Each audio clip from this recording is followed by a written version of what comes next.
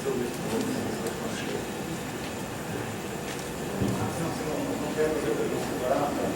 lista está aqui. Quem mais?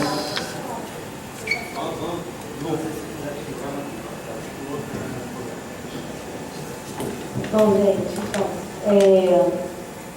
eu acho que essa coisa que o Raul falou da relação de confiança é muito importante. Assim. Eu acho que eu fui militante 19 anos de uma organização, entrei em 89, saí em 2006 completamente descrente. No momento que eu saí fui para casa, porque a militância toda sempre passava pelos partidos, né? Não conseguia militar, não conseguia utilizar aquilo que eu aprendi durante anos, ou que eu, enfim, tive algum tipo de relacionamento durante anos por fora dos partidos que existiam, e eu militava em um e não me imaginava militando em nenhum outro daqueles partidos. E retornei em junho nas manifestações do Rio de Janeiro. Então hoje eu me vejo muito mais como uma ativista e vou falar a partir disso, assim, como se eu tivesse nascido novamente. Essa relação que eu tenho hoje com a política, assim, como se eu fosse a juventude, assim, meus 41 anos, eu me vejo aos meus 14 novamente, assim, quando eu me deparei com as manifestações da década de 80. E eu acho que essa questão da relação de confiança é muito importante, porque eu militei durante anos numa organização que falava muito disso, né, da moral revolucionária, da questão da confiança revolucionária, e que um dia a revolução viria e que a gente precisaria ter aquela unidade para enfrentar os inimigos. Então, uma série de questões relativas à segurança, relativas a uma série de coisas, mas na verdade aquilo tudo ruía diariamente e a gente não percebia, né? O Bruno falou disso. Ou você era tarefeiro, e aí você era da direção, ou você era movimentista, fazia bastante coisa, tinha um excelente balanço, mas se você questionasse, você também já era um pouco arejado do sistema mais representativo da direção. Você tinha um jornal que tinha uma edição semanal e que centralizava a política do partido e a militância a partir dele, e é assim a maioria das organizações tradicionais hoje. E quando você fala que o centralismo é democrático, pressupõe o quê? Que primeiro a base é discutir tudo, depois você tem o jornal que a base discutiu, né? Não o que a direção discutia. E centralizava, na verdade, a militância toda. Então, eu acho que essa questão dessa nova relação que a gente vem construindo nas ruas, a partir dos erros de junho também, que a gente cometeu e que a gente vem tentando reaprender, ela é muito importante. Eu participo do Círculo Laranja, mas também participo do Círculo de Cidadania Geral. Venho de uma experiência ótima, assim, nos últimos 3 dias a gente teve uma atividade maravilhosa do Círculo de Cidadania do bairro de Fátima, que reúne mais de 200 pessoas na praça. Uma coisa assim maravilhosa, gente, do afeto, da relação, uma reunião que foi chamada com 4 pessoas, na outra semana tinha 5, depois 6, 7, e aí foi se construindo. Todo mundo faz parte do processo de construção, não tem o responsável, não tem o organizador. Eles fizeram um evento na praça e a comunidade chegou junto, foi lindo, foi emocionante, realmente.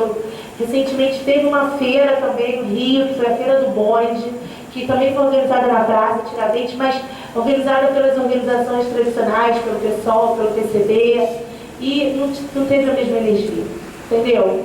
Foi ali, foi construída na rua, todo mundo sentado no chão, trocando as mesmas ideias, e sem uma centralidade, mas tinha um controle, querendo ou não. As organizações tradicionais, não que não tenha mérito da história do movimento, faz parte da história do movimento operário, faz parte da minha história, faz parte da minha construção, faz parte da construção de todos nós. Tudo isso são anos de luta contra a ditadura, pela democracia, pela redemocratização, pela construção dos sindicatos, dos partidos. Eu fiz parte da construção do PT, fui presidente de zonal do PT, fui aquela secundarista, sabe, que ia para a escola com a camisa, meu primeiro voto é do PT, e hoje isso não consegue fazer a pedra rolar.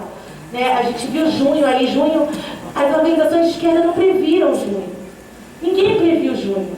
né? Junho foi uma fissura na cidadania restrita, ou seja, direitos ali que muitos tinham e já estavam perdendo e outros nem tinham.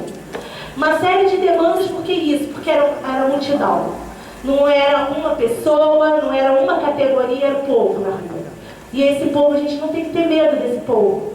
Entendeu? Seja de verde e amarelo, seja de vermelho, seja de azul, seja de branco. O povo brasileiro ele tem a sua demanda. Nós não podemos dizer porque a pessoa veste verde e amarelo, ela não quer saúde, educação, ela não quer democracia, ela não quer contra a corrupção, até porque a luta contra a corrupção deveria ser uma pauta nossa, muito mais, inclusive, abraçada por nós, mas não, fica lá para a direita, conservadora, seja lá o que for, porque a gente acha que a gente tem que falar de outras coisas, reforma agrária radical, não pagamento da dívida, que isso tudo é importante também.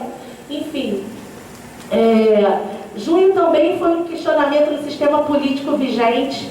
Hoje está em xeque, a multidão colocou na rua essa questão, para além da questão do sistema, que eu acho que tem a questão da Espanha, aqui no Brasil também, o capitalismo está ruindo, isso, não dá resposta. Né? A gente precisa construir uma alternativa, mas para a gente mudar também o sistema econômico, a gente precisa se organizar. E hoje, como a gente vê essa crise de representatividade, essa questão aí em relação ao sistema político vigente, ou seja, as instituições não nos representam, a justiça não nos representa, a polícia está totalmente destruída, o Congresso não nos representa, o presidente não nos representa, o vice, nada nos representa, nada escuta as nossas vozes, a gente grita e ninguém nos escuta.